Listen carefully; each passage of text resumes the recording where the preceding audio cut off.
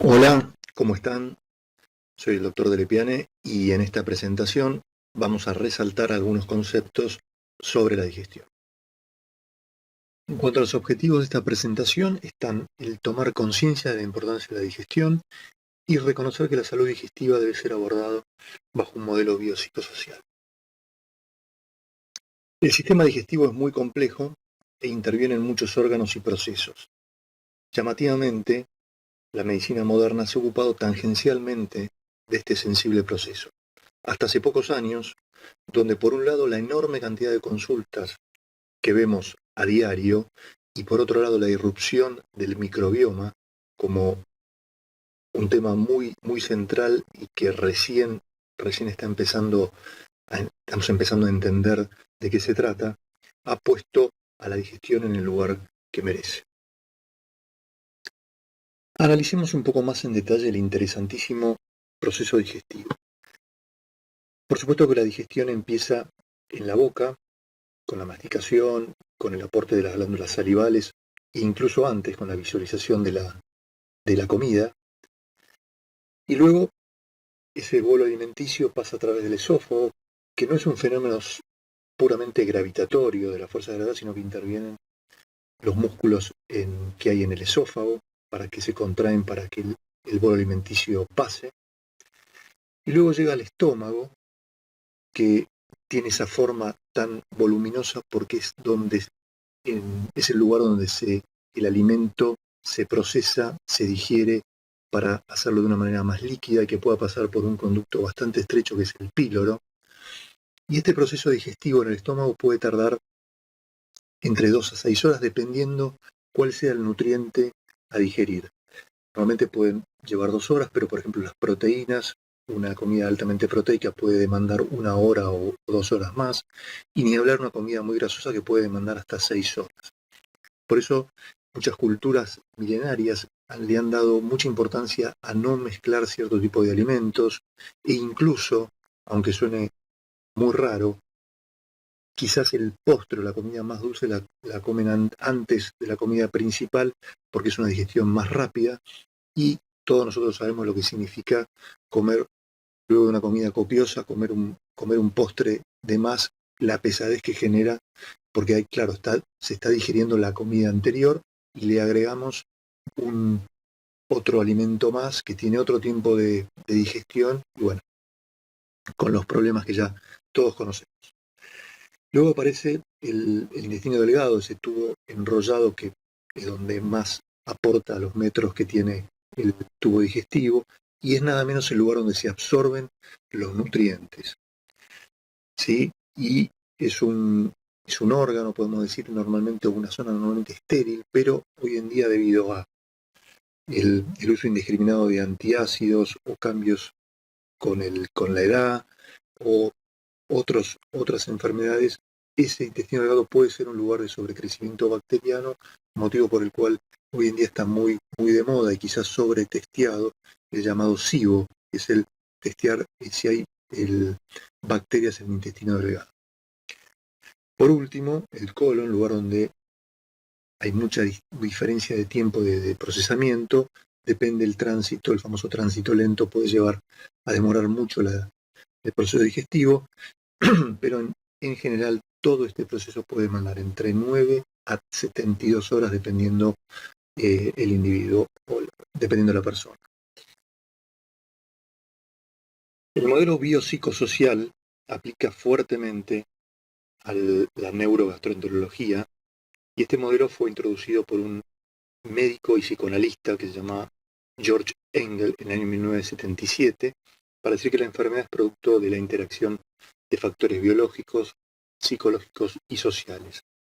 Y este modelo conceptual lo que dice es que eventos tempranos en la vida, genéticos, la cultura, el ambiente, los traumas, con la conducta de los padres, pueden influir en los factores psicosociales y la fisiología gastrointestinal y a su vez eso provoca una interacción cerebro-sistema digestivo que finalmente retroalimenta los trastornos funcionales gastrointestinales y que a su vez estos generan aumento de los costos en salud, en cambios en el funcionamiento diario de las personas y en la calidad de vida. Los dichos populares, las frases populares se aplican de una manera sorprendente en el campo de la salud y la enfermedad. Estas son algunas de las innumerables frases que aplican a la conexión mente-cuerpo en referencia al sistema gastrointestinal y que usamos todos los días. Bueno, hoy en día sabemos que el cerebro y el sistema gastrointestinal están íntimamente conectados. Por un lado tienen un origen fetal similar. Sabemos que en el sistema digestivo hay neuronas y hay células gliales de soporte para estas neuronas, que circulan los mismos neurotransmisores, que el puente de todo esto, la conexión, es el sistema nervioso autónomo simpático y parasimpático. Sabemos que si hay mucho estrés habrá afectación digestiva y viceversa. O sea, una afectación digestiva altera en general, genera trastornos anímicos y eso lo vemos también muy frecuentemente. Si hacemos una grosera definición entre trastornos funcionales y trastornos orgánicos, que también pueden coexistir desde ya, pero hay algunos signos y síntomas de alarma que nos deben hacer sospechar que no estamos ante la presencia de un trastorno funcional. La fiebre, por supuesto, si hay un sangrado gastrointestinal, si el paciente pierde peso, si aparecen síntomas digestivos luego de los 45, 50, 55 años que no estaban antes, si hay dolor al tragar o dificultad al tragar, que se llama disfagia, o un examen físico donde, por supuesto, detectamos alguna anormalidad, como puede ser alguna masa abdominal, ganglios. Eso debería hacernos sospechar de que podemos estar ante la presencia de un trastorno más orgánico. Los síntomas digestivos suelen llevar a una tensa medicalización de los síntomas por parte de los profesionales de salud, sobre todo los médicos, que rápidamente dan el medicamento con efecto contrario. O sea, si hay acidez, reflujo, dan un medicamento antirreflujo. Si hay dolor, algún antiespasmódico. Y no nos detenemos en el evaluar la causa de estos síntomas. Es uno de los sistemas donde más debemos aplicar el espíritu de la medicina del estilo de vida y tener siempre presente el modelo biopsicosocial. Bueno, y dentro de la evaluación, sin ningún lugar a dudas, la historia clínica referida a qué tipo de elementos uno consume es crucial cuando hay síntomas digestivos crónicos. Es muy importante hacer como un diario de algunos días de exactamente qué es lo que uno come y qué síntomas y la relación con los síntomas que tiene y con el nivel de estado anímico. ¿Sí? Algunos de los alimentos que generalmente pueden provocar problemas están los edulcorantes artificiales, sobre todo los chicles con sorbitol, manitol, las bebidas con cafeína o con gas, la forma de comer, hablamos también, bueno, del cómo y de los horarios y de los patrones de alimentación, los medicamentos de venta libre que a veces no son considerados, bueno, nuevamente el tema de las porciones, los horarios, la toma de conciencia para el paciente de esto. Y hay algunos alimentos específicos que pueden generar problemas y estar relacionados muchas veces con el colon irritable, como por ejemplo los famosos fructanos, la fructosa, la lactosa, que está dentro de lo que se llama la dieta FODMAP. Es una dieta en base a tratar de suprimir este tipo de alimentos, que son aquellos hidratos de carbono. Ahí la letra F representa fermentable, y las otras representan oligosacáridos, disacáridos, lactosa y polifenoles. Pero bueno, son hidratos de carbono que ahí entran la fructosa, la lactosa y los fructanos, que están sobre todo en la cebolla, en el ajo, en los espárragos, y la fructosa en muchas frutas, como por ejemplo la manzana, la banana, los higos, bueno, y la lactosa, por supuesto, el azúcar de la leche, que pueden, al intentar suprimir esos alimentos, mejorar muchos síntomas digestivos. Eso hay que hacerlo con alguien experimentado en este tipo de supresión de este tipo de alimentos. En el tracto gastrointestinal viven unos 100 trillones de microorganismos, que son la gran mayoría bacterias, pero también hay virus, hongos y parásitos. También sabemos que el genoma humano consiste en unos 23.000 genes, pero el genoma o lo que codifica el microbioma consiste en unos 3 millones de genes que producen a su vez miles de metabolitos. La ciencia recién empieza a entender y a investigar este fascinante mundo del microbioma que potencialmente puede ofrecer muchísimas oportunidades terapéuticas. Hoy se sabe también que hay ciertos alimentos llamados probióticos, que son alimentos naturales que al fermentar contienen levaduras y bacterias vivas que son benéficas para nuestro organismo. De hecho, está muy de moda el consumo de ciertos alimentos probióticos como el yogur natural, el kefir, el chucrut, entre otros, y algunos productos que vienen ya con lactobacillus o bifidobacterium. También están los prebióticos, que fundamentalmente son las fibras, que favorecen el crecimiento de probióticos. Por ahora se sabe que potencialmente hay muchas funciones que pueden cumplir estos probióticos, como la absorción de nutrientes, metabolismo de los hidratos de carbono y mejoras en la inmunidad, y se están investigando en muchísimas enfermedades, pero por ahora la evidencia no es contundente, por como que se está definiendo la cantidad, cuáles y el cómo usar estos probióticos, pero que potencialmente hay un buen panorama con este campo de investigación. Veamos algunas entidades que muy comunes.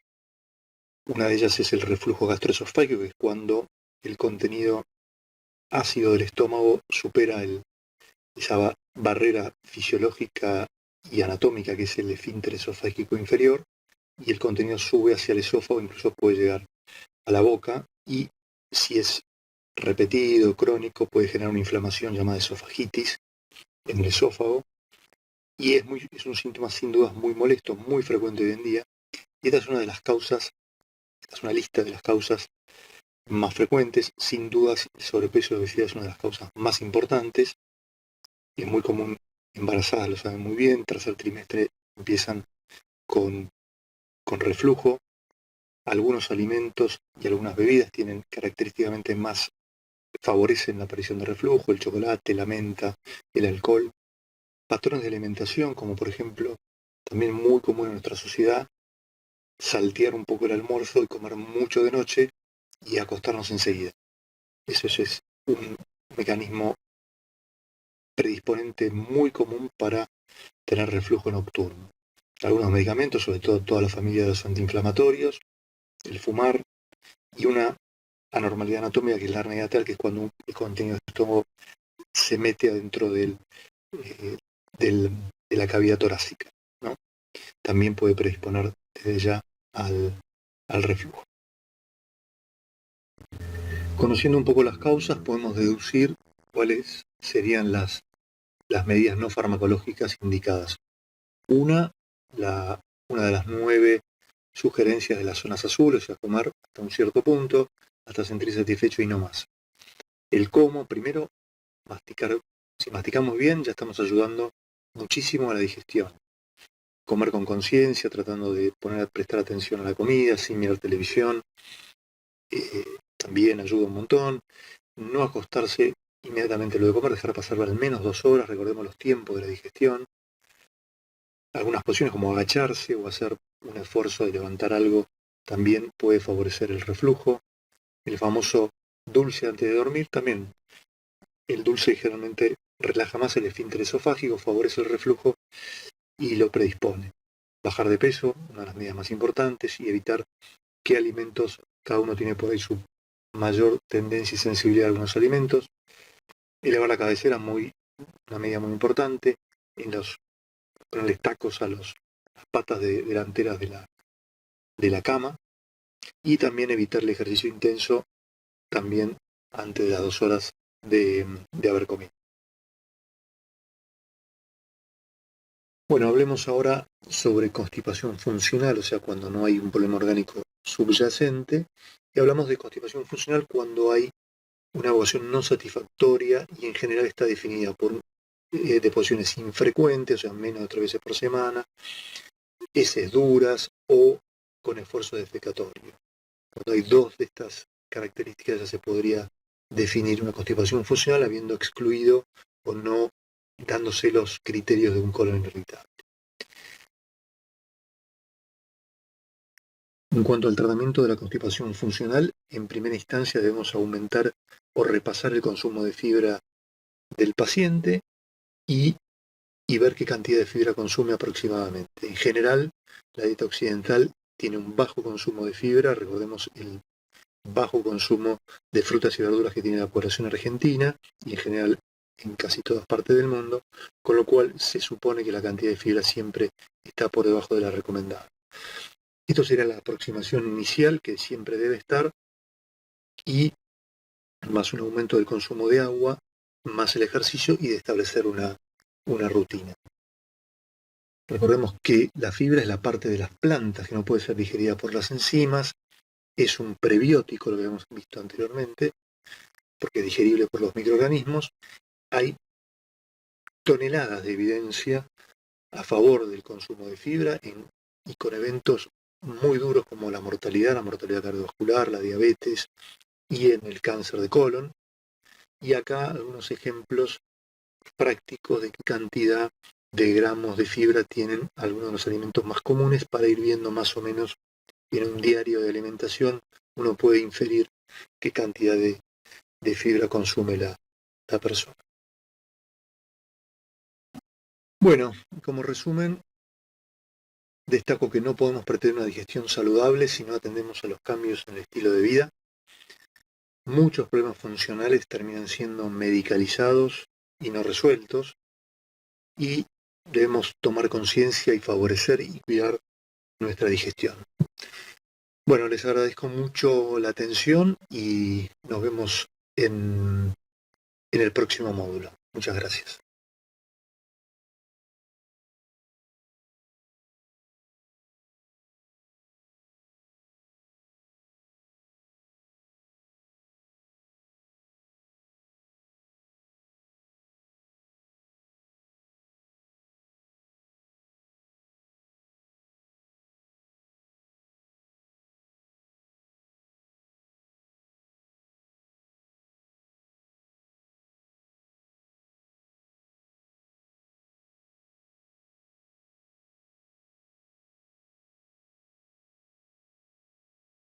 Ahora nos vamos a referir a la dislipidemia.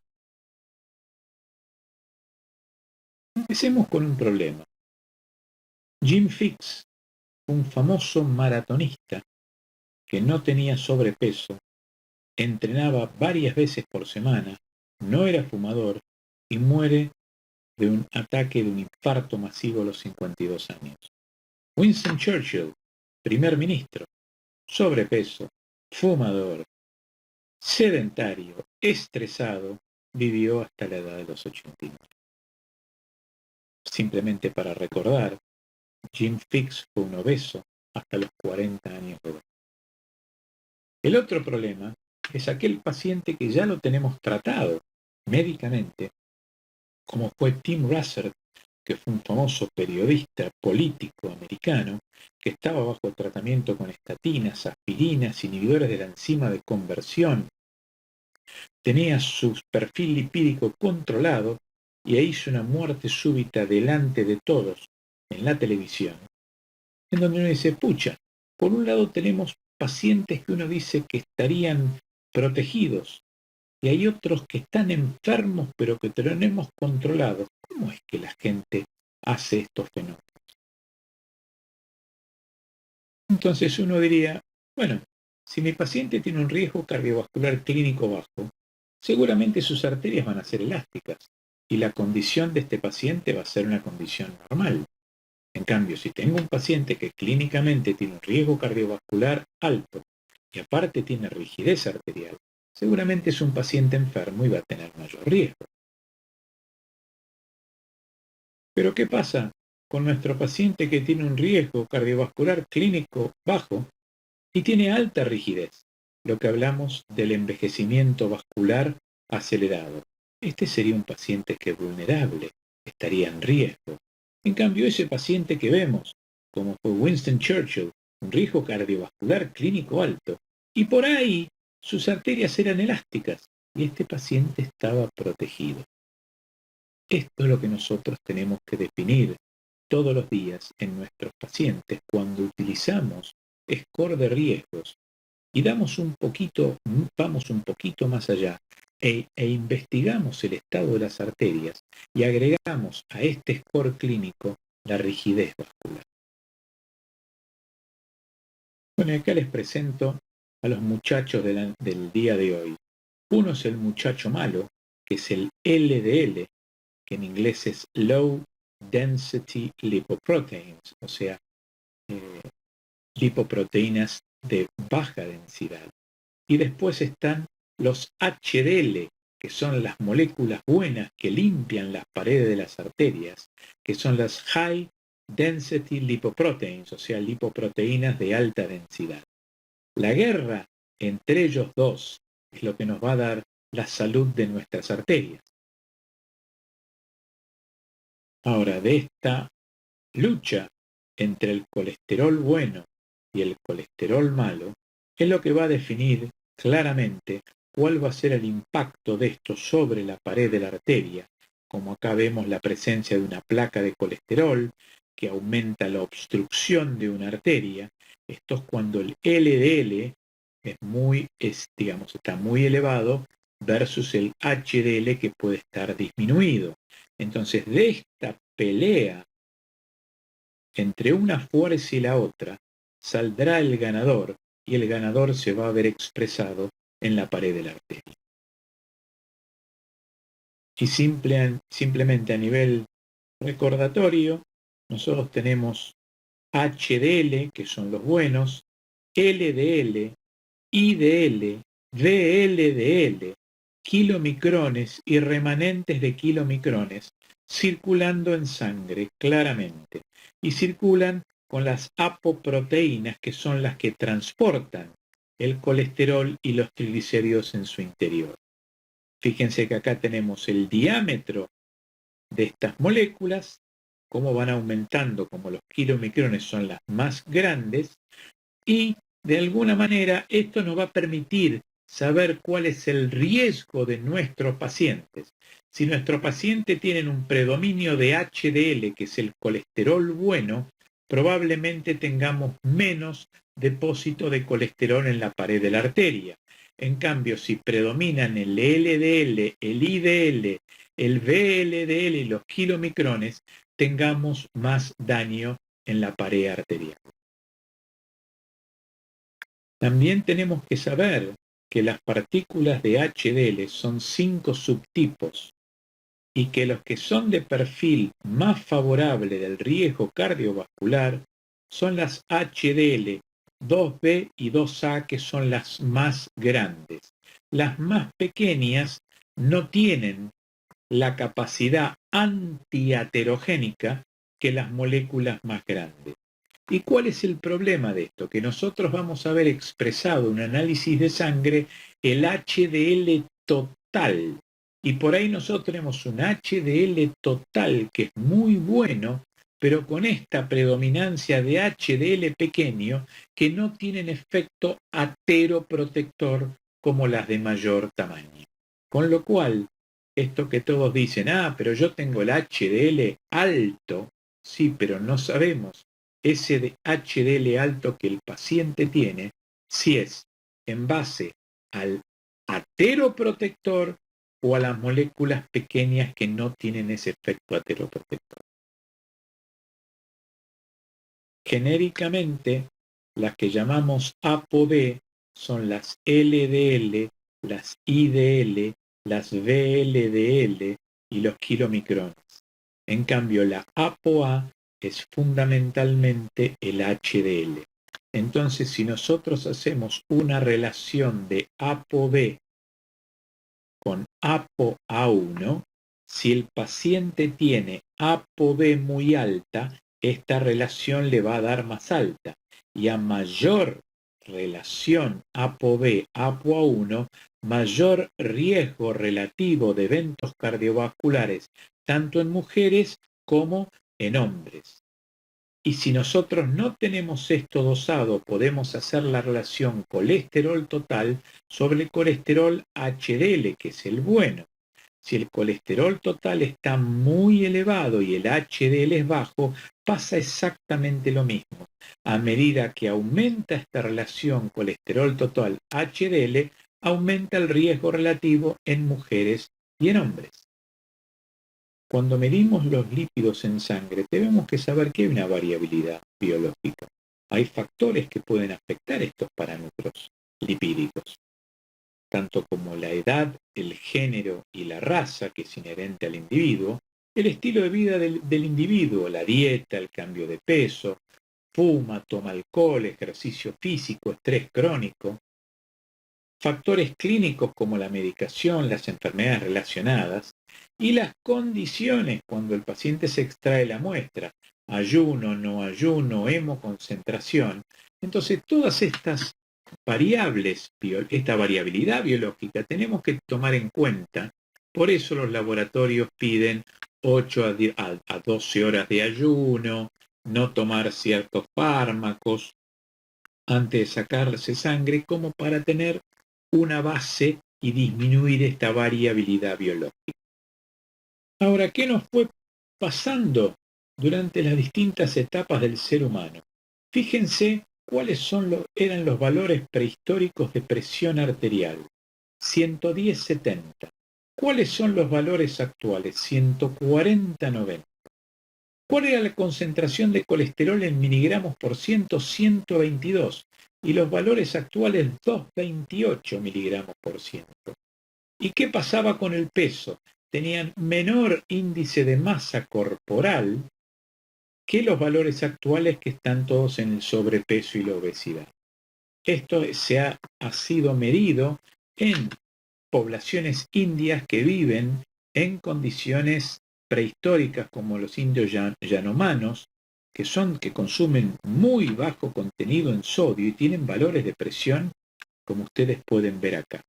Entonces, algo ha pasado en nuestra sociedad que hace que todos los valores que nosotros previamente teníamos históricamente, hoy están dupli o cuadriplicados. Y no hace falta buscar muy raramente, simplemente tenemos que mirar lo que nos pasó, del mono al hombre de Neandertal, al cazador-recolector, al hombre McDonald's. Fuimos erguiéndonos, flacos, medían 2 metros, 2 metros 10, estaban todo el día haciendo actividad física porque estaban cazando o recolectando frutas, a este que tiene todo servido, con comida altamente calórica. Hasta nuestros gatos se han tornado obesos. Este es el flagelo de nuestra sociedad. Ahora bajamos la altura, somos más gordos, y esto empezó hace 10.000 años atrás, cuando empezó el cultivo de la tierra.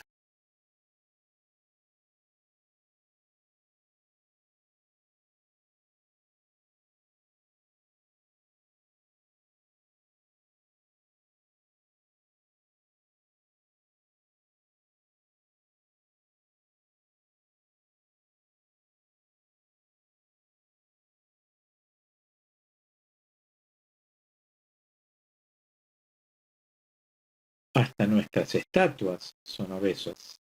Este es nuestro alimento de hoy, la gaseosa que tiene azúcar, la mega hamburguesa y las papas fritas.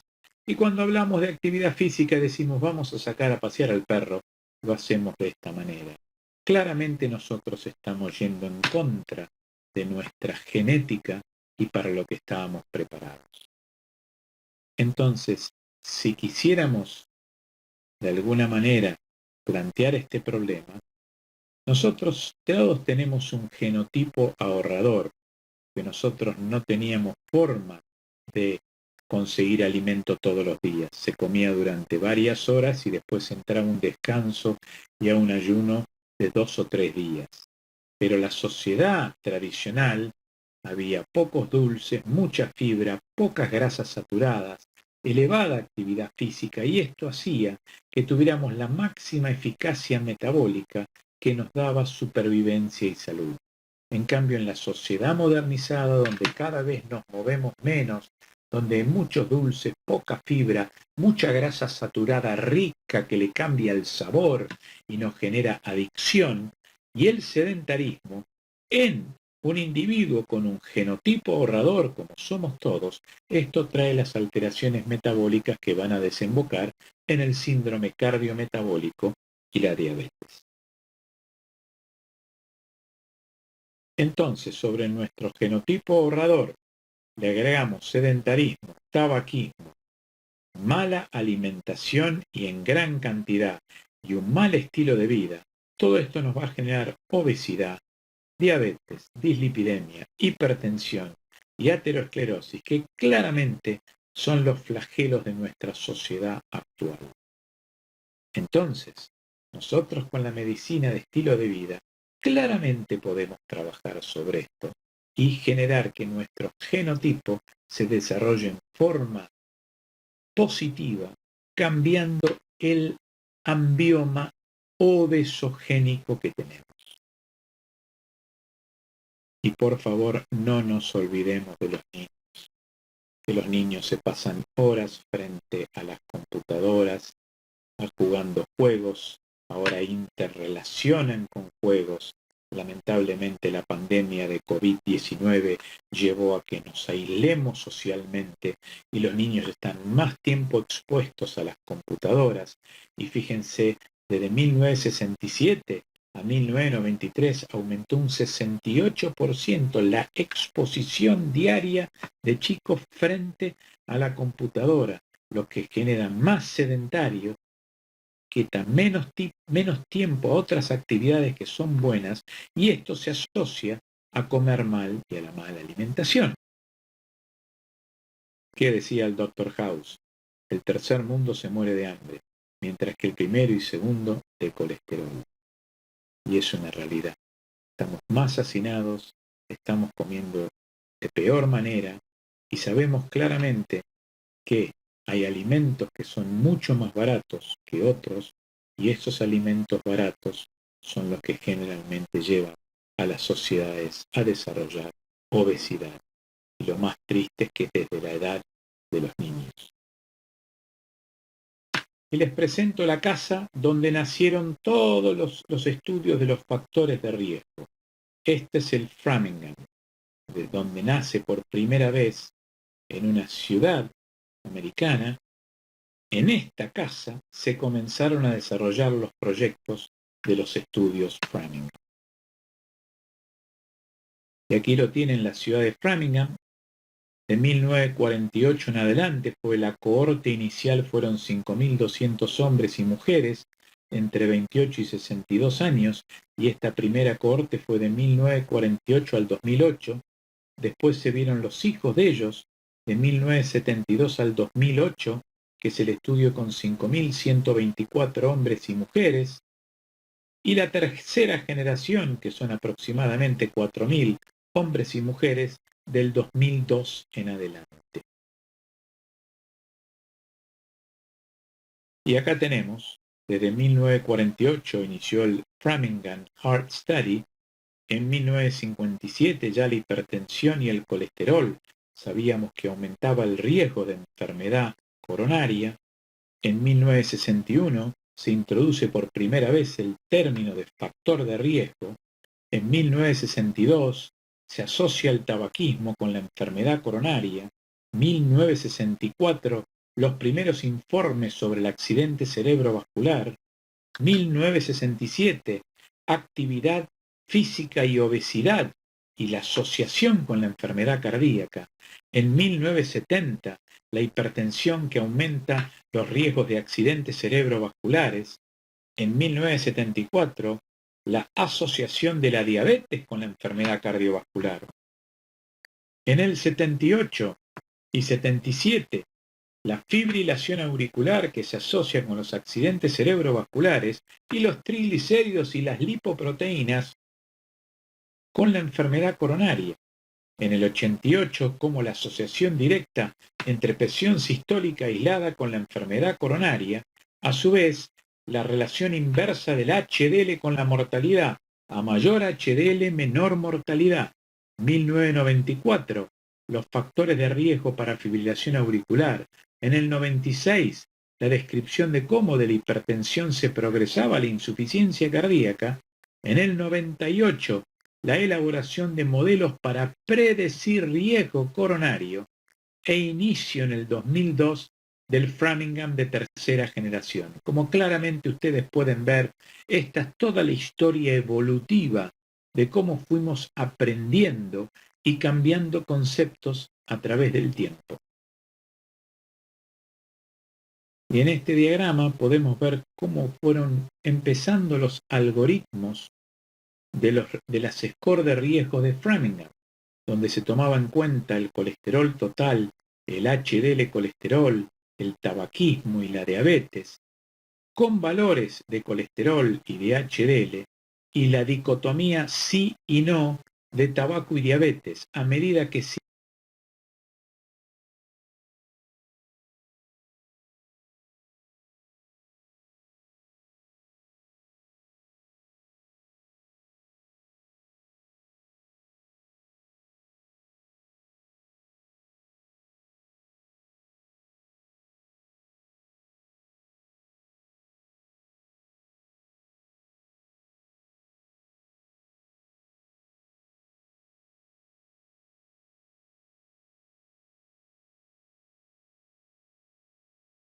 Hasta nuestras estatuas son obesas. Este es nuestro alimento de hoy, la gaseosa que tiene azúcar, la mega hamburguesa y las papas fritas. Y cuando hablamos de actividad física decimos vamos a sacar a pasear al perro, lo hacemos de esta manera. Claramente nosotros estamos yendo en contra de nuestra genética y para lo que estábamos preparados. Entonces, si quisiéramos de alguna manera plantear este problema, nosotros todos tenemos un genotipo ahorrador, que nosotros no teníamos forma de conseguir alimento todos los días. Se comía durante varias horas y después entraba un descanso y a un ayuno de 2 o 3 días. Pero la sociedad tradicional había pocos dulces, mucha fibra, pocas grasas saturadas, elevada actividad física, y esto hacía que tuviéramos la máxima eficacia metabólica que nos daba supervivencia y salud. En cambio, en la sociedad modernizada, donde cada vez nos movemos menos, donde hay muchos dulces, poca fibra, mucha grasa saturada rica que le cambia el sabor y nos genera adicción, y el sedentarismo, en un individuo con un genotipo ahorrador como somos todos, esto trae las alteraciones metabólicas que van a desembocar en el síndrome cardiometabólico y la diabetes. Entonces, sobre nuestro genotipo ahorrador le agregamos sedentarismo, tabaquismo, mala alimentación y en gran cantidad, y un mal estilo de vida. Todo esto nos va a generar obesidad, diabetes, dislipidemia, hipertensión y aterosclerosis, que claramente son los flagelos de nuestra sociedad actual. Entonces, nosotros con la medicina de estilo de vida claramente podemos trabajar sobre esto y generar que nuestro genotipo se desarrolle en forma positiva, cambiando el ambioma obesogénico que tenemos. Y por favor, no nos olvidemos de los niños, que los niños se pasan horas frente a las computadoras, jugando juegos, ahora interrelacionan con juegos. Lamentablemente la pandemia de COVID-19 llevó a que nos aislemos socialmente y los niños están más tiempo expuestos a las computadoras. Y fíjense, desde 1967 a 1993 aumentó un 68% la exposición diaria de chicos frente a la computadora, lo que genera más sedentarios, quitan menos tiempo a otras actividades que son buenas, y esto se asocia a comer mal y a la mala alimentación.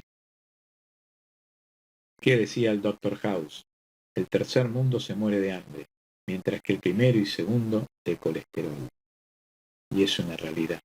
Estamos más hacinados, estamos comiendo de peor manera y sabemos claramente que hay alimentos que son mucho más baratos que otros y estos alimentos baratos son los que generalmente llevan a las sociedades a desarrollar obesidad. Y lo más triste es que desde la edad de los niños. Y les presento la casa donde nacieron todos los estudios de los factores de riesgo. Este es el Framingham, de donde nace por primera vez en una ciudad americana. En esta casa se comenzaron a desarrollar los proyectos de los estudios Framingham. Y aquí lo tienen, la ciudad de Framingham.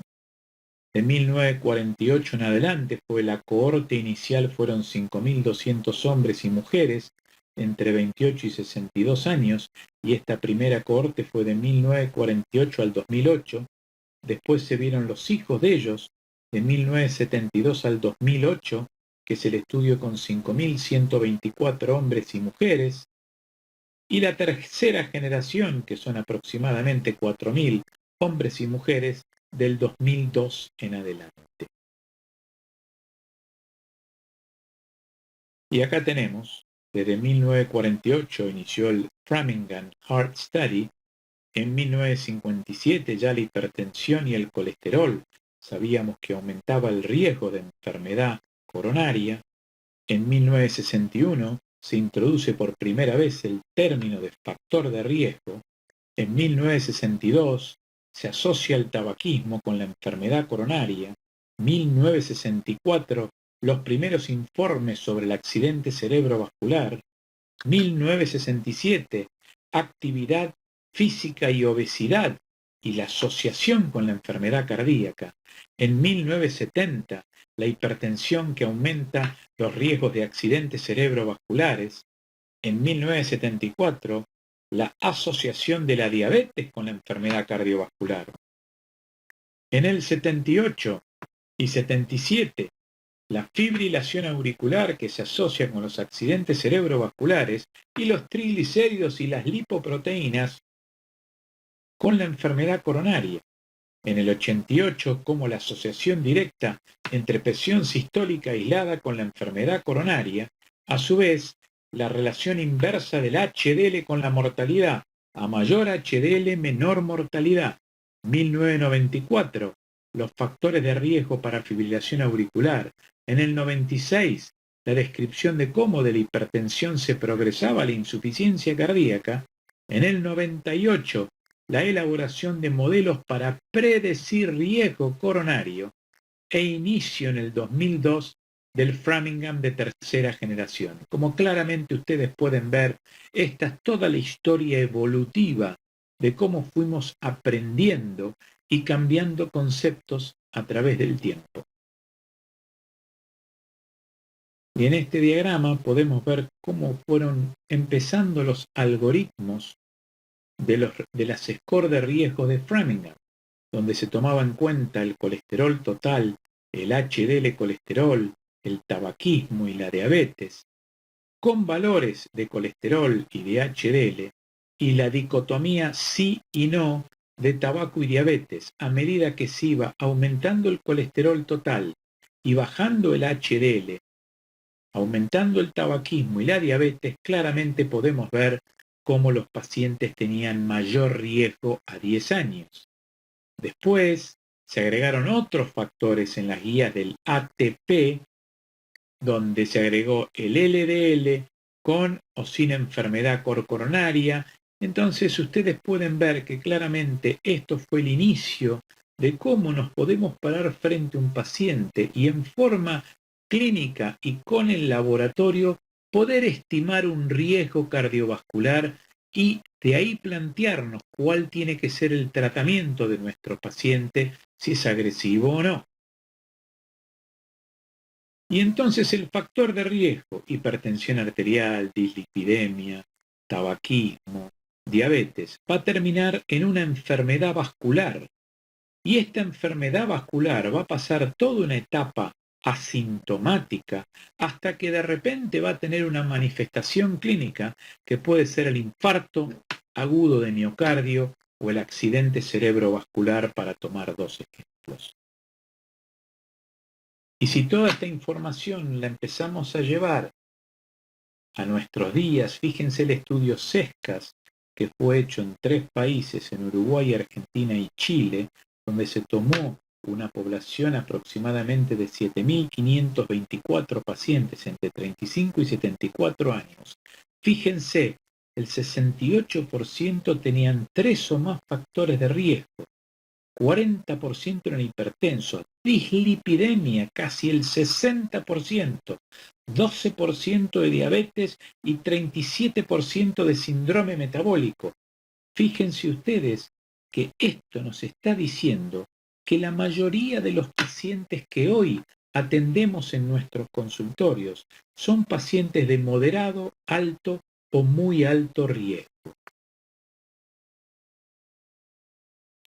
Y como claramente lo mostró el doctor Grandi, ya de hace 50, 60 años atrás, fíjense la relación lineal y directa al aumento del LDL con el riesgo relativo de enfermedad coronaria.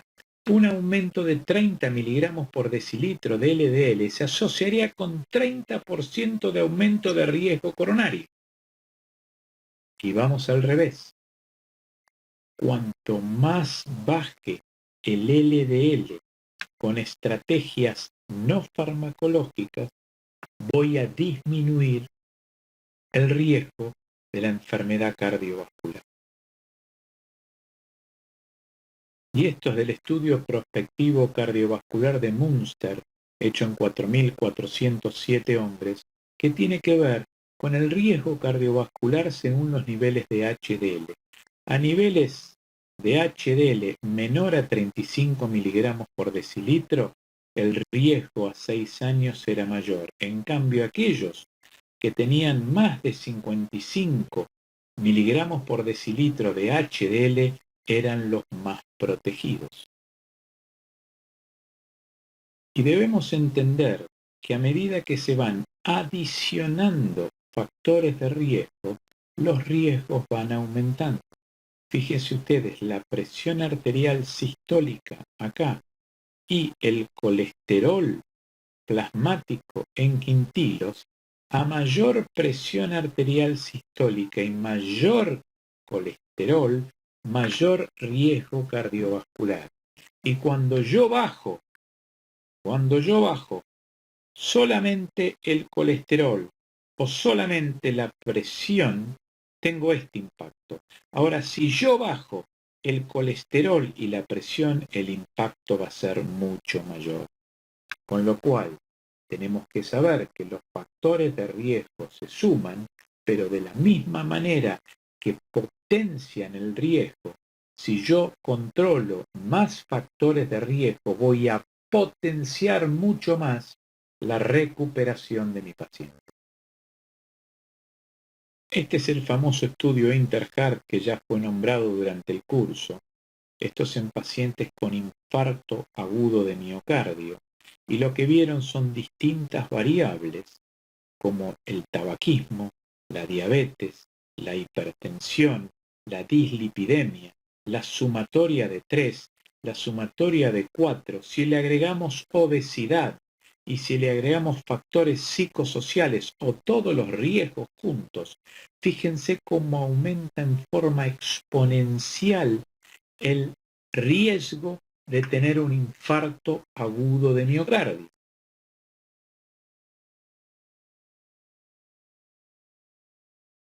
Y fíjense que también es muy importante ver cuál es el impacto según el sexo. Y el tabaquismo, la diabetes, la hipertensión, la obesidad abdominal, el estrés psicosocial y la relación elevada ApoB, ApoA1, tanto en mujeres como en hombres, tienen un impacto claro en el riesgo, con lo cual no importa el sexo, estos factores de riesgo son para ambos grupos deleterios.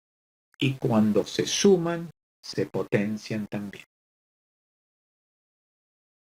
Y acá tenemos dentro de este mismo estudio Interheart la relación ApoB, ApoA1 a medida que aumenta esta relación. O sea, que hay mayor valor del colesterol malo sobre el colesterol bueno, el aumento de esta relación claramente se acompaña de aumento de riesgo de primer infarto agudo de miocardio. Ahora también en el estudio Interheart se vio que había ciertos factores de riesgo que tenían un efecto positivo en cuanto a disminución de probabilidad de tener un primer infarto agudo de miocardio. ¿Y qué eran? El aumento del consumo de frutas y verduras de 3 a 5 porciones diarias, el ejercicio físico regular y el alcohol en bajas dosis. Como ustedes pueden ver en este diagrama, claramente están todos separados de la línea de la unidad, tanto para mujeres como para hombres, con lo cual el impacto positivo de manejo del estilo de vida baja el riesgo relativo de sufrir un infarto agudo de miocardio, según este estudio, el Interheart, que fue publicado en Lancet por el Dr. Salim Yusuf. Y simplemente a manera de recordatorio, ¿cómo es que los factores de riesgo actúan? El LDL alto, el colesterol malo alto, la presión arterial, la diabetes, el tabaco, claramente aumentan lo que se llama el estrés oxidativo, o sea, aumenta la liberación de moléculas proinflamatorias que terminan aumentando la liberación de radicales libres. Los radicales libres serían los tóxicos que actúan directamente sobre la pared de la arteria, y esto disminuiría el óxido nítrico, con lo cual tiene efectos protrombóticos, aumentaría los mediadores locales de inflamación, actuaría sobre el endotelio al disminuir el óxido nítrico, dar más vasoconstricción por efecto directo de disminución de óxido nítrico, efecto de angiotensina 2 y de endotelina 1, y que también los factores de crecimiento que se liberan por toda esta cascada de estrés oxidativo lleva a la lesión vascular directa y al remodelado vascular, y también a esas placas de colesterol que tienen los pacientes en sus arterias por aumento del estrés parietal de la placa, por trombosis in situ o por ruptura a nivel del hombro de la placa, generaría ruptura de placa y un accidente agudo de placa que podría llevar al infarto agudo de miocardio. Entonces, todos estos mecanismos, de alguna manera, van a llegar a los endpoint clínicos que vemos en los grandes estudios. Para tratar de ver toda la historia junta, el hecho de dormir mal, el estrés crónico, la dieta, digamos, actual obesogénica, la disbiosis intestinal, la obesidad, la inactividad física y las enfermedades infecciosas crónicas o proinflamatorias crónicas, de alguna manera nos dan lo que ya sabemos, que esta inflamación sistémica crónica de bajo grado, que va a llevar al riesgo de aumento de síndrome metabólico, de diabetes tipo 2, de hígado graso, de enfermedad cardiovascular, de cáncer, de depresión, enfermedades autoinmunes, neurodegenerativas, la sarcopenia y osteoporosis y la inmunosenescencia que vemos en los pacientes añosos. Todo esto es la base de lo que hemos hablado en hipertensión arterial y de lo que estamos hablando hoy en dislipidemia. ¿Y cuáles serían los marcadores que nosotros tenemos de la inflamación clásica? Los neutrófilos, los eosinófilos, los linfocitos T, los macrófagos, marcadores inflamatorios como el factor de necrosis tisular alfa, la interleuquina 1B, la interleuquina 6, los DAMP y los PAMP, que son moléculas que aparecen por deterioro de bacterias y deterioro de células senescentes, la lesión tisular directa y que se pondría de alguna manera de manifiesto como enterocolitis, peritonitis, infecciones. Esto es lo clásico.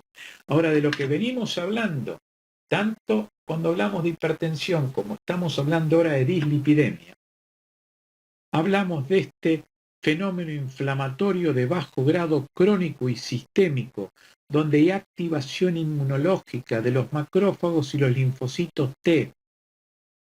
Tenemos marcadores biológicos como el factor de necrosis tisular alfa, la interleuquina 6, la proteína C reactiva, los DAMPs metabólicos que vienen de lesiones de daño de tejidos por autofagia y sin lesión, digamos, tisular directa.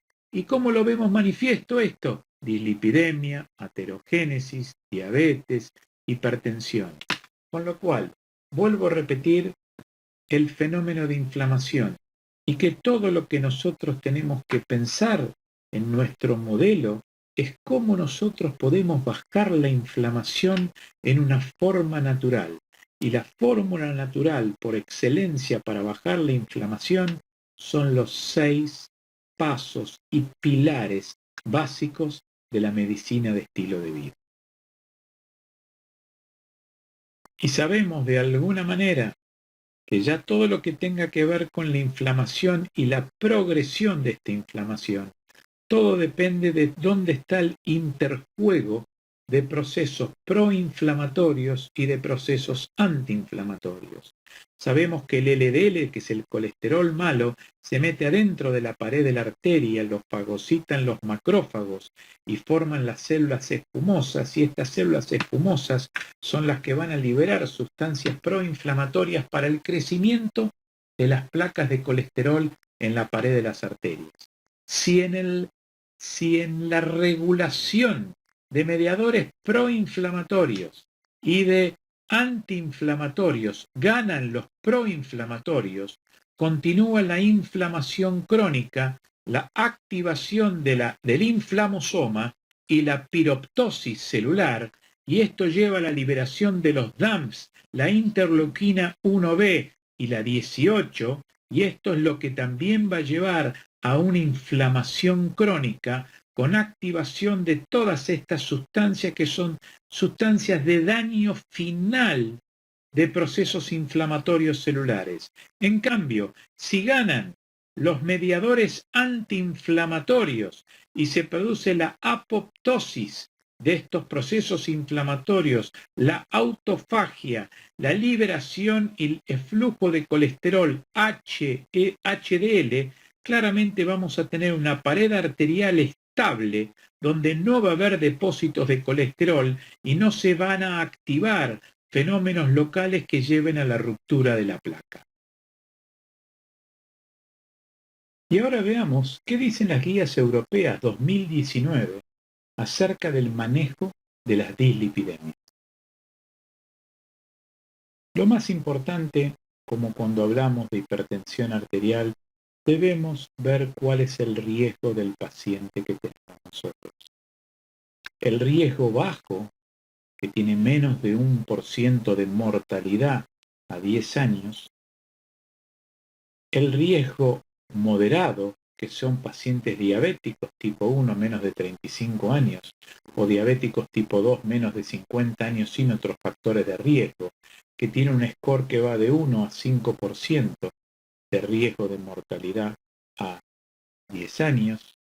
Después tenemos el alto riesgo, que son pacientes que ya tienen cifras de colesterol muy altas, que son hipertensos severos, que tienen carga genética de enfermedad coronaria, o son diabéticos con daño de órgano blanco, o con insuficiencia renal, o con un score de 5 hasta 10. y después los de riesgo muy alto, que son todos los pacientes que tienen un evento vascular previo. ¿Qué es lo importante de entender? Que lógicamente cuando nosotros nos encontramos con un paciente de alto riesgo o muy alto riesgo, claramente los moduladores del estilo de vida son también, como en hipertensión arterial, una piedra angular, pero en estos pacientes también tenemos que ser agresivos con el tratamiento con drogas que bajan el colesterol. Pero la contracara de esto es que cuanto más precozmente empecemos en los grupos de bajo o moderado riesgo, vamos a tener tiempo para cambiar la evolución de nuestros pacientes, probablemente con la modificación exclusiva del estilo de vida.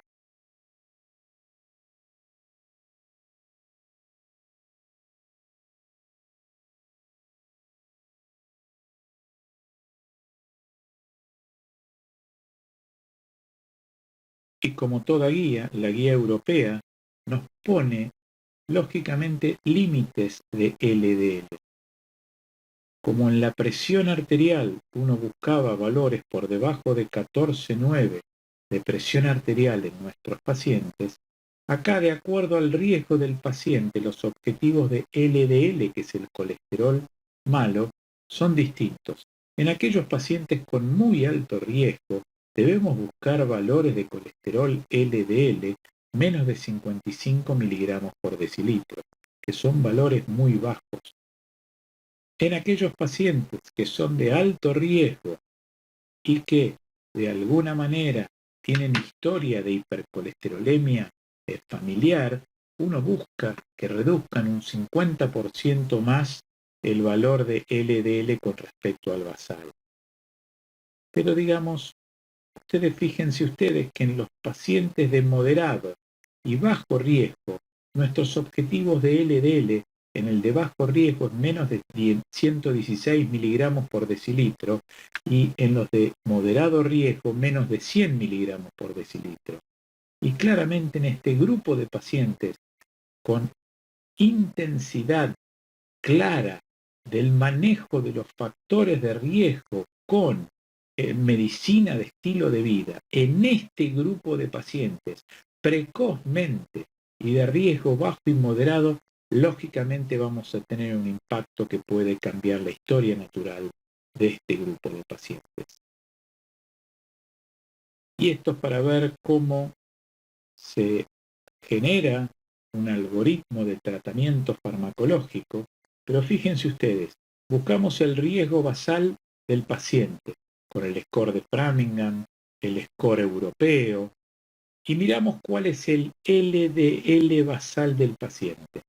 Con eso le agregamos una imagen que puede ser un ecodoppler de vasos de cuello o un score de calcio coronario, y ahí nosotros claramente podemos decir, ¿estos pacientes tienen enfermedad vascular? Sí. Entonces, ¿qué hacemos? Fíjense ustedes, estatinas de alta intensidad y dieta mediterránea en pacientes que ya tienen daño ateroesclerótico. No debemos dejar de lado el manejo no farmacológico nutricional.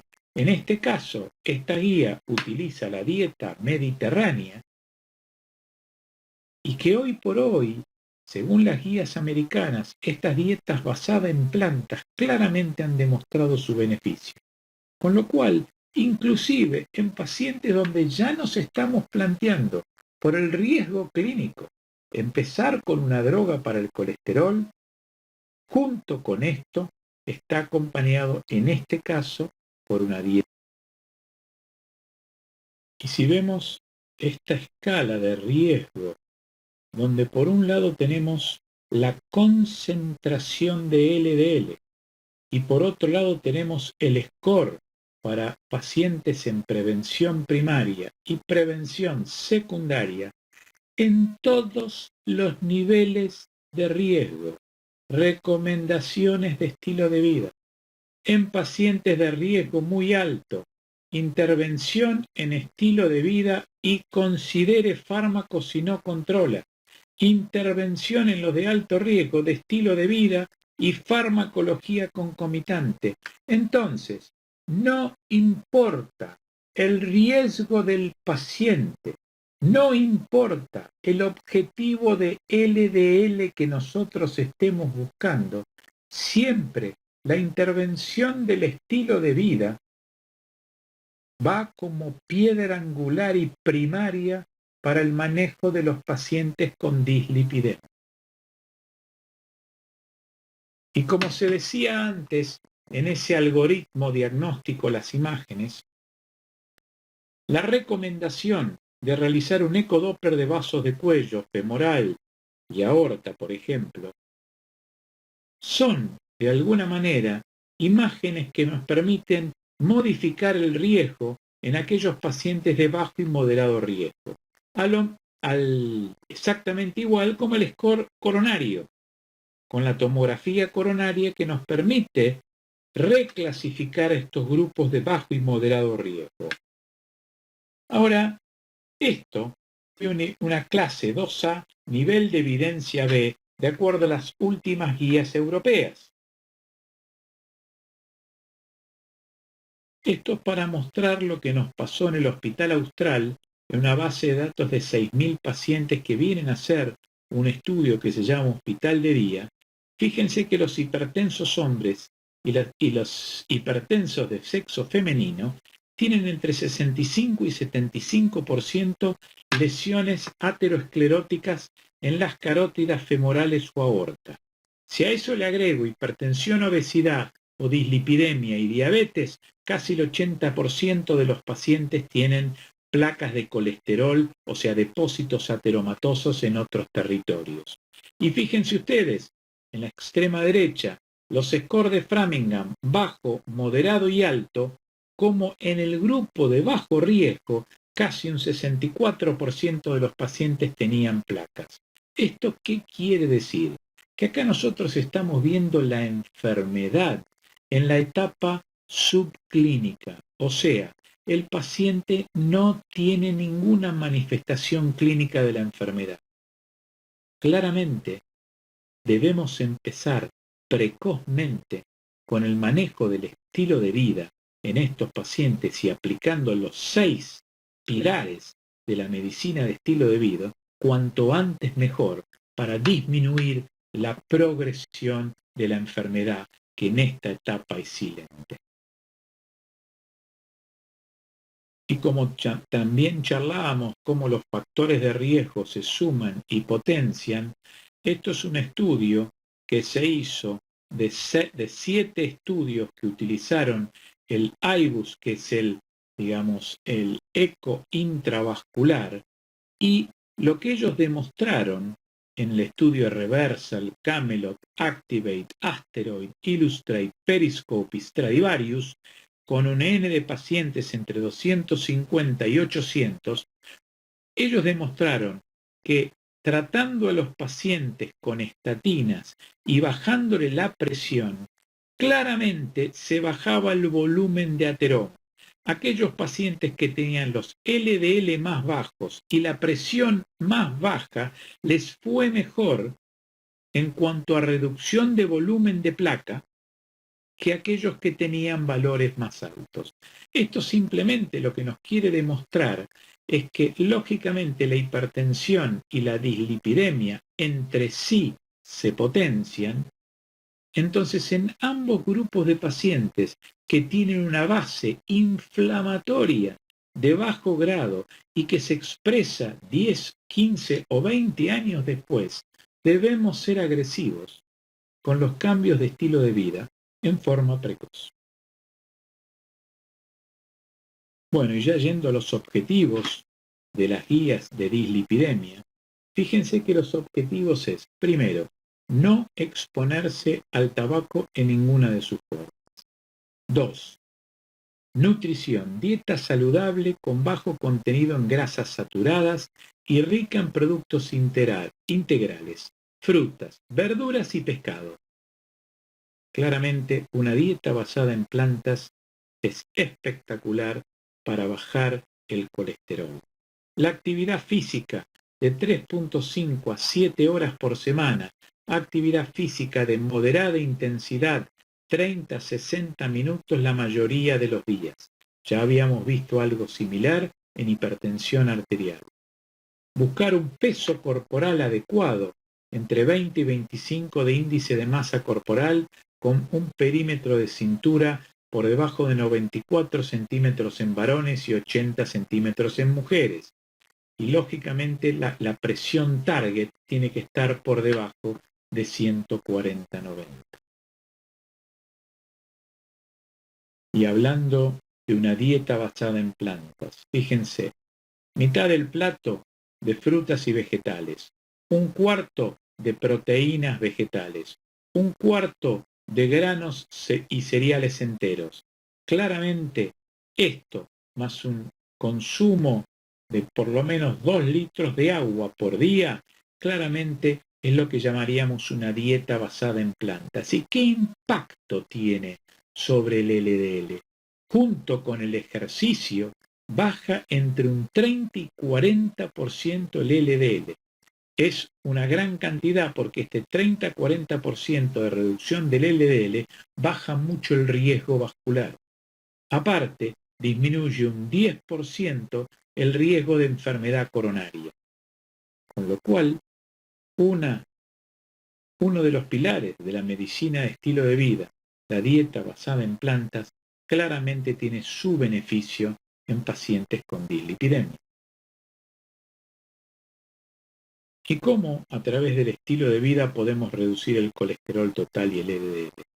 Claramente evitar las grasas trans de la dieta es un nivel de evidencia A, quiere decir que hay mucha evidencia científica a favor de esto. Reducir las grasas saturadas de la dieta, aumentar la fibra de la dieta, usar alimentos funcionales enriquecidos con fitosteroles, usar suplementos de levadura roja de arroz, reducir el exceso de peso corporal, todas estas tienen un gran impacto, nivel de evidencia A, en reducir el colesterol total y el LDL, como también reducir el colesterol de la dieta y aumentar la actividad física habitual. Pilares fundamentales de la medicina de estilo de vida. Y con respecto a los triglicéridos, fundamentalmente el peso corporal, disminuir el consumo de alcohol, aumentar la actividad física, disminuir el consumo de hidratos de carbono, usar suplementos de ácidos grasos tipo omega 3, reducir el consumo de monosacáridos y disacáridos y sustituir la grasa saturada por grasa monoinsaturada y poliinsaturada. Pero el mayor impacto lo tiene la suspensión del alcohol, la actividad física habitual y bajar el consumo de harinas. Eso es lo que deberíamos hacer en cualquier paciente que tiene triglicéridos elevados. Y acá podemos apreciar 3 tipos de dieta: la dieta mediterránea, la dieta western y la dieta, digamos, social y que tiene que ver con los negocios. Y cuál es el impacto en cuanto a lesiones ateroscleróticas. En azul oscuro, sin enfermedad; en azul un poco más claro, la enfermedad focal, la enfermedad intermedia, y en el celeste de arriba, la generalizada. Entonces fíjense ustedes cómo una dieta mediterránea, el 43% de los participantes no tiene enfermedad vascular, el 20% tiene enfermedad focal, enfermedad intermedia el 25% y solamente un 10% tienen la enfermedad generalizada. Y cuando hablamos de la dieta mediterránea, es que tenga frutas y verduras, pescado, aceite de oliva, granos, productos lácteos con baja grasa, que tenga nueces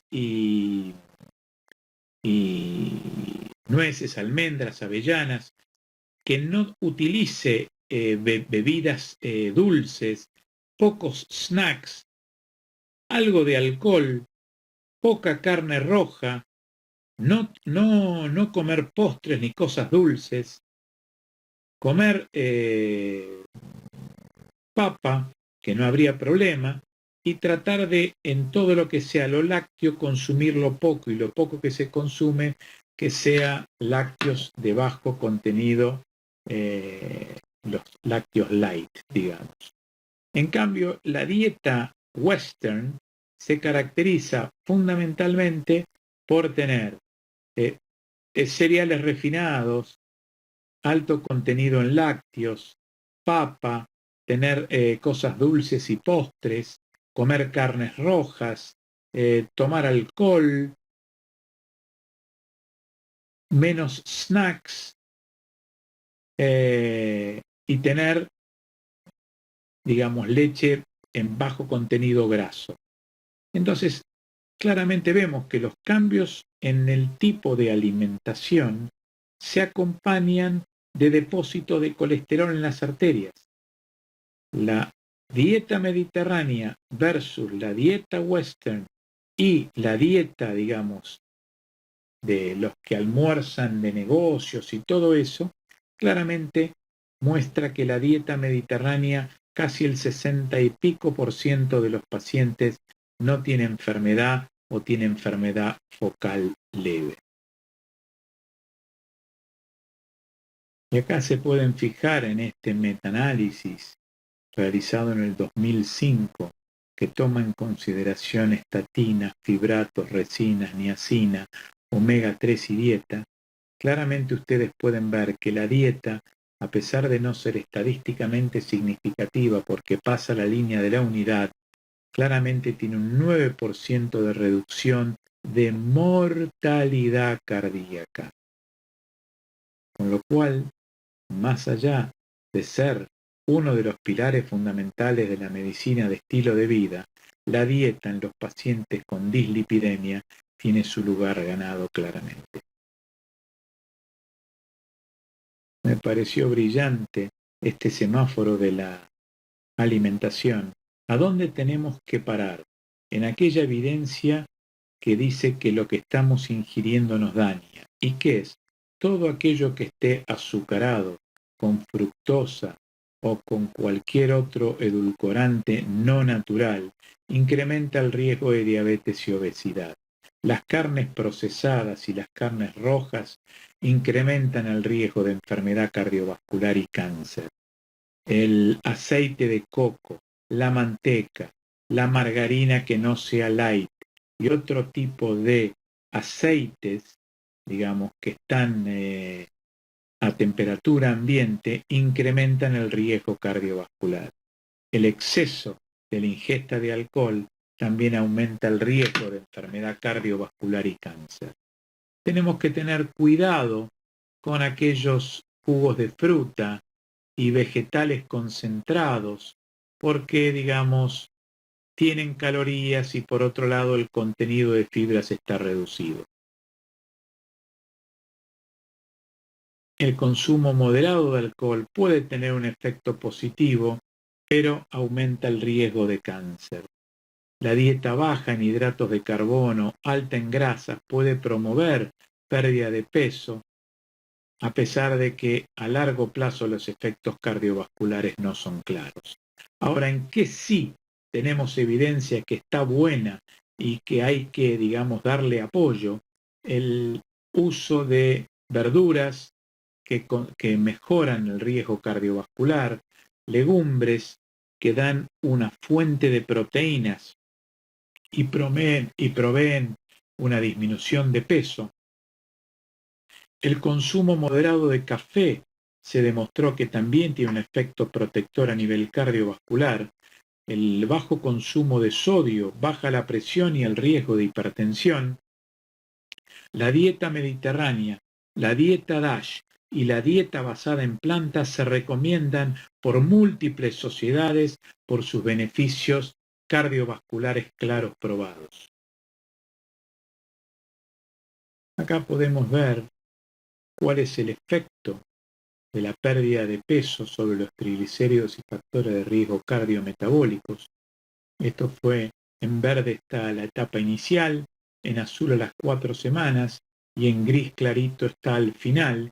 Y fíjense ustedes, como la pérdida de peso bajó un 15%, los triglicéridos y los factores cardiometabólicos, bajar de peso, el BMI bajó un 15%, bajar de peso bajó 10.5% la presión arterial sistólica, 9% la diastólica, bajó un 16% el azúcar, bajó un 44.5% los triglicéridos y bajó casi un 12% el colesterol. Como ustedes pueden claramente ver, la pérdida de peso tiene que ver en la modulación de todos los factores cardiometabólicos que tienen nuestros pacientes en el presente. Y esto es lo que vemos en el Congreso de Cardiología. Todos los médicos subiendo por la escalera mecánica, algunos pocos utilizando ese momento para hacer actividad física, que es importante que eduquemos a nuestros pacientes a utilizar la escalera y no la escalera mecánica, y menos nosotros los cardiólogos, por Dios. Ahora, ¿podemos incrementar el HDL? Verdaderamente, el impacto que uno ve farmacológico sobre el HDL, fracasaron todas las estrategias. Entonces, veamos qué podemos hacer desde el estilo de vida para incrementar el HDL. Evitar las grasas trans de la dieta, aumentar la actividad física habitual, reducir el exceso de peso corporal, reducir el consumo de hidratos de carbono y sustituirlos por grasas insaturadas. Las personas que consumen alcohol pueden mantener un consumo moderado de alcohol, como ya dijimos, que son menos de 8 unidades en la mujer por semana y menos de 14 en el hombre. Y claro está, dejar de fumar. Fíjense ustedes que la actividad física fue la que aumentó más el HDL en sangre. ¿Y cómo es que la alimentación nos puede ayudar a bajar el LDL y mejorar el perfil lipídico? Cereales, preferible los cereales integrales, verduras crudas y cocidas, legumbres, lentejas, porotos, guisantes, garbanzos, soja, fruta fresca y fruta congelada, dulces y edulcorantes no calóricos, carne y pescado magro y azul, pollo sin piel, productos lácteos, leche desnatada y yogur, grasas para cocinar y aderezos, vinagre, mostaza, aderezos sin grasa, nueces, semillas, procedimiento de cocción a la parrilla, hervidos o al vapor. Con moderación, panes refinados, arroz y pasta, galletas, copos de maíz, patatas, frutas desecadas, gelatina, mermeladas, sacarosa, chocolate, caramelos, cortes magros de carne de cordero, de cerdo, de ternera, leche semidesnatada, quesos semidesnatados y otros productos lácteos, huevos, aceite de oliva, aceites vegetales no tropicales, margarina suave. Todo esto sin salar y puede ser salteado o asado. Y ocasionalmente y en pequeña cantidad, pasteles, bollos, tartas, medialunas, verduras preparadas con mantequilla o crema, bizcochos, helados, salchichas, salame, panceta, vísceras, las achuras, queso, yogur entero, leche entera, margarina fuerte y con grasa trans. Como pueden ver, fritura como método de cocción. Como pueden ver, claramente lo que preferimos es todo lo que sea integral, crudo y que esté hervido al vapor, y si usamos productos lácteos que sean de bajo contenido en colesterol. Nuestro claro objetivo es que tengamos un envejecimiento sano y acorde a nuestra edad cronológica, y siempre que nuestra edad biológica sea menor que nuestra edad cronológica, para llegar de esta manera a ser viejito. Y como conclusión, para el manejo de las dislipidemias, volvemos a los 6 pilares de la medicina de estilo de vida. Comer en forma saludable, aumentar la actividad física, controlar el estrés, no tomar alcohol en exceso y no fumar, mejorar los hábitos de sueño y las relaciones interpersonales. Con lo cual, me parece que la conclusión más clara de los 6 pilares de estilo de vida es para nuestros pacientes con dislipidemia. Muchas gracias.